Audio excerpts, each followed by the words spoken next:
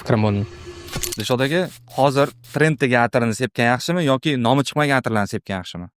Ha, savolingizga keladigan bo'lsak, qarang. Odamlar ikki turga bo'linadi atir tanlashda. Birinchisi bu hamma bilgan trenddagi, modadagi atir, o'sha kimlardir reklama qilganini xohlashadi.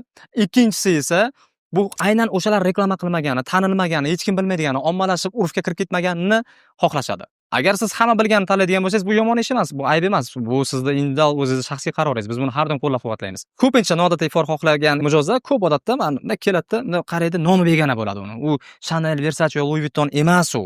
Bundan qaraydi, bu qattiq, bu nima, bu qanaqa, bu deb ikkilanib qolishadi. Yoki faloncha aka qaysidir sportsmen, qaysidir zvezda kimdir reklama qilishini kutib turishadi. Bu noto'g'ri, kutmanglar u narsani. O'zingizlar yarataveringlar modani. Undan yuqori, undan kuchli, undan reytingi baland atirlar bo'ladi, tavsiya qilamiz. U begona bo'lib turganligi uchun ikkilanib turishadi. Keyin Rossiyada yoki qaysi davlatda qayerdadir kimdir reklama qilib yorsa, o'sha hisob. Noto'g'ri narsa bu. O'zingizlar yarataylik, o'zimiz yarataylik, bizga ham qo'yib beringlar. Biz yangilik qilamiz degan payt, sizlar buni qaranglar, nom begonam, unisiga qaramanglar. Hidini hidladinglar, buni yo'qdinglar, o zo'r, tamom. Bosib olish kerak, tamom.